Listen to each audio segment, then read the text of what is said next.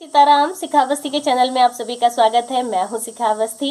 ज्येष्ठ मास के कृष्ण पक्ष की एकादशी तिथि अपरा एकादशी के नाम से जानी जाती है। अपरा एकादशी को अचला एकादशी भी कहते हैं।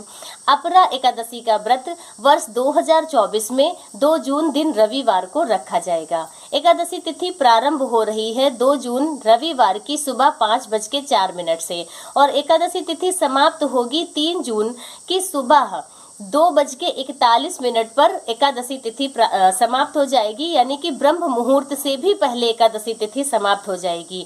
तो 3 जून को सूर्योदय के समय, यहाँ तक कि ब्रह्म मुहूर्त के समय भी एकादशी तिथि उपस्थित नहीं रहेगी।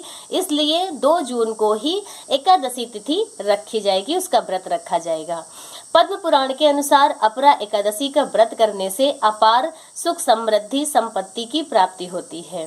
जैसा कि नाम से ही प्रतीत होता है अपार असीमित, जिस एकादशी का व्रत करने से असीमित अपार पुण्यों की प्राप्ति होती है, सुख समृद्धि की प्राप्ति होती है, संपत्ति की प्राप्ति होती है, वह एकादशी अपरा एकादशी के नाम से जानी जाती है।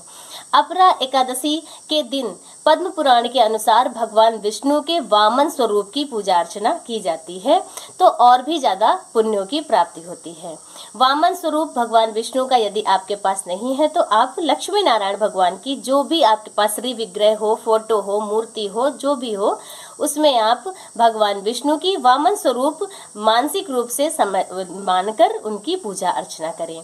एकादशी तिथि भगवान विष्णु को समर्पित है, इसलिए एकादशी तिथि पर लक्ष्मी नारायण भगवान की विधिवत पूजा अर्चना सभी को करनी चाहिए। जो लोग व्रत नहीं करते हैं उन्हें भी एकादशी तिथि पर लक्ष्मी नारायण भगवान की विधिवत पूजा अर्चना करनी चाहिए और एकादशी महात्म जरूर सुनना चाहिए। एकादशी महात्म सुनने से अनंत गुना पुण्यों की प्राप्ति होती है। यदि आप एकादशी व्रत नहीं करते हैं फिर भी आप लक्ष्मी नारायण भगवान की विधिवत पूजा अर्चना करके एकादशी महात्म सुनते हैं, हो सके तो रात्रि का जागरण करें, अखंड दीप जलाएं, उससे भी आपको एकादशी व्रत करने का कुछ पुण्य फल भी प्राप्त होता है और साथ में आपकी जो मनोकामनाएं हैं वह भी पूर्ण होती हैं। तो इसलिए एकादशी का व्रत सभी वैष्णवों को जरूर करना चाहिए। यदि आप नहीं कर पा रहे हैं तो उस दिन लक्ष्मी नारायण भगवान की विधिवत पूजा अर्चना करें।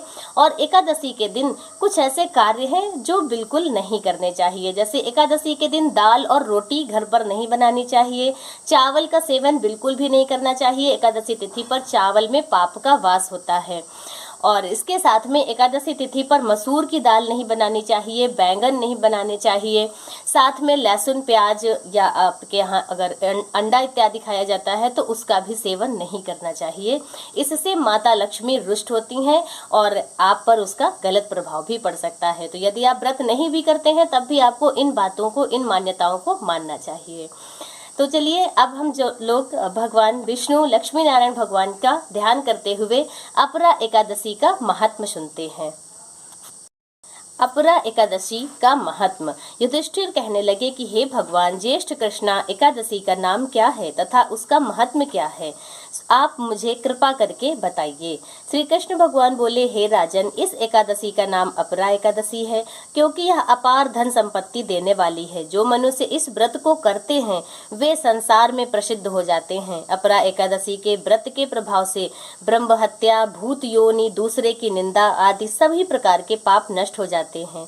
इस व्रत के करने से परस्त्री गमन, झूठी गवाही देना, झूठ बोलना, कम तोलना, झूठे शास्त्र रचना करना, ज्योतिष विद्या से ठगना, नकली वैद्य बनना आदि सभी पाप नष्ट हो जाते हैं। जो क्षत्रिय युद्ध से भाग जाएं तथा जो शिष्य गुरु से विद्या प्राप्त करके उनकी निंदा करते हैं वे सभी नरक के गामी होते हैं, उन्हें नरक की प्राप्ति होती है। यदि वह अपरा एकादशी का व्रत करें तो वे इस पाप से मुक्त हो जाते हैं। जो पुण्यकाल तीर्थ पुष्कर में कार्तिक पूर्णिमा को स्नान करने से या गंगा पर पितरों को पिंड दान करने से पुण्यफल प्राप्त होता है, वही पुण्यफल अपरा एकादशी का व्रत करने से प्राप्त होता है।